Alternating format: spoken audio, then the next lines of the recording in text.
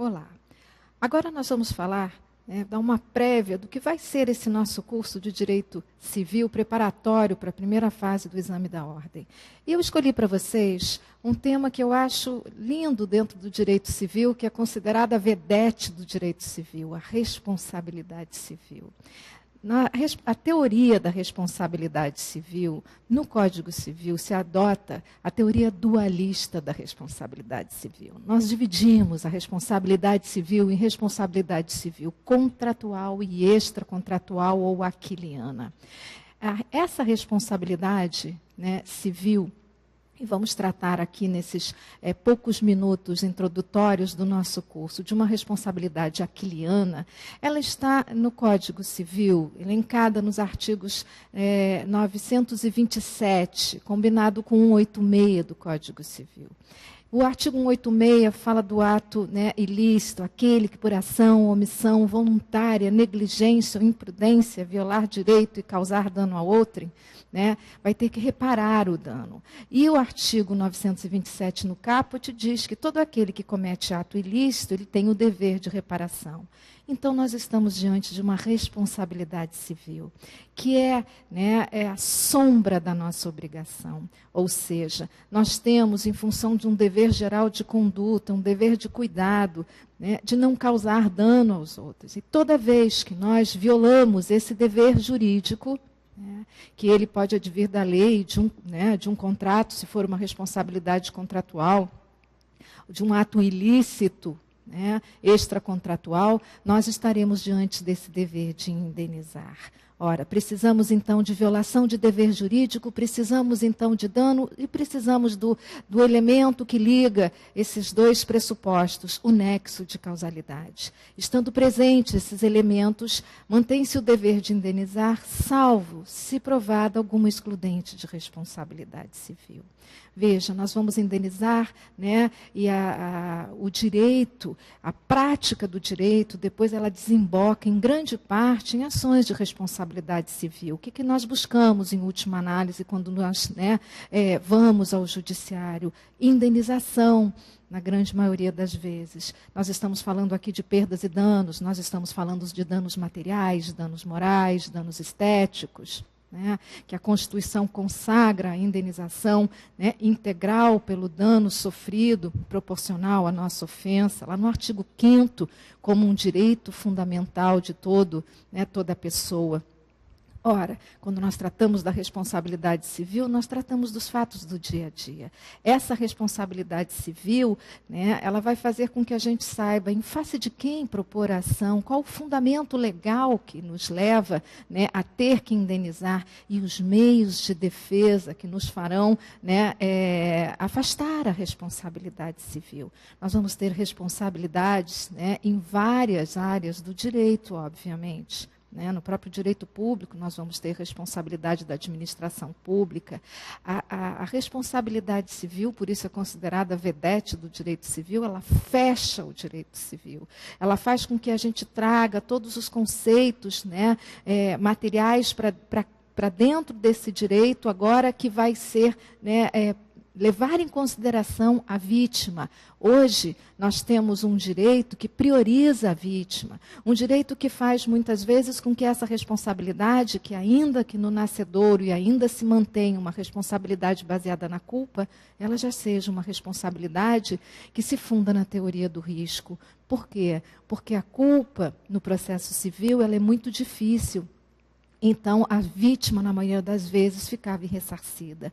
Hoje, nós olhamos para essa responsabilidade civil com esses olhos, com esses princípios constitucionais, e nós trazemos também para a responsabilidade civil toda essa oxigenação do direito, esses princípios fundamentais da Constituição. E fazemos, sim, com que agora uma responsabilidade civil faça com que, havendo dano, havendo nexo de causalidade, esse dano seja reparado na sua integralidade. A regra da responsabilidade civil é que a indenização se mede pela extensão do dano. Os danos né, materiais, artigo 402, 403 do Código Civil, que tratam justamente do nexo de causalidade, eles, né, dizem, trazem a teoria da causalidade necessária para dentro da responsabilidade civil. Esse nexo de causalidade, ele é lógico, ele vai fazer com que eu tenha que saber a extensão do meu dano.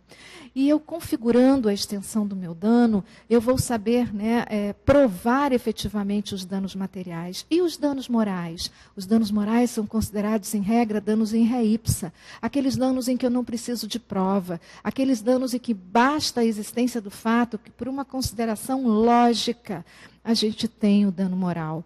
O homicídio, por exemplo, eu não preciso provar as consequências desse dano moral, eu não preciso provar a dor, sofrimento. Dano moral não são essas consequências. Dano moral é violação dos direitos da personalidade. Dano moral é atingir a dignidade humana. Então, a responsabilidade civil, ela engloba todos esses conceitos e faz com que a gente consiga resolver todos, né, os problemas que muitas vezes, né, são nos trazidos enquanto operadores do direito. Ou seja, eu tenho pressupostos na responsabilidade civil, eu tenho, né, que provar esses pressupostos e, eventualmente, em algumas situações, eu tenho inversão do ônus da prova pela hipossuficiência, né, dessa parte, ou por se tratar de uma obrigação de resultado, mas, em regra, eu provo esses pressupostos. Presentes esses pressupostos, mantém-se o dever de indenizar.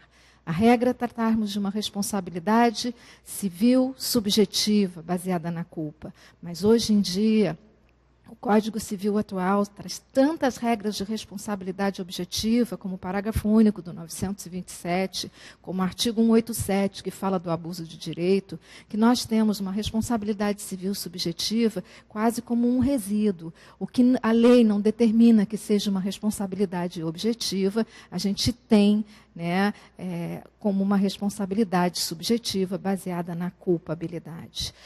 Diante, né, de um conceito tão atual, diante de uma situação tão presente no nosso dia a dia, é óbvio que as provas da ordem traz cada vez mais, na primeira e na segunda fase, questões sobre responsabilidade civil. É o nosso dia a dia, é o direito, efetivamente, né, que nós precisamos aplicar, e é a beleza do direito, porque eu, enquanto, né, operadora do direito, ainda não deixei de me apaixonar por esse direito.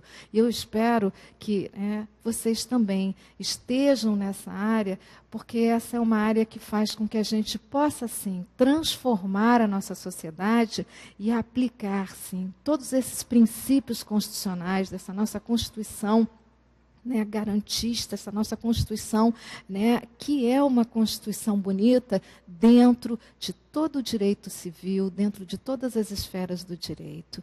Eu espero, né, que com esse pequeno início eu tenha deixado cada um de vocês com vontade de estudar para a prova da ordem, para que se tornem advogados, mas para que possam, sim, né, trabalhar com essa ferramenta tão interessante, né, que é o direito. Muito obrigada.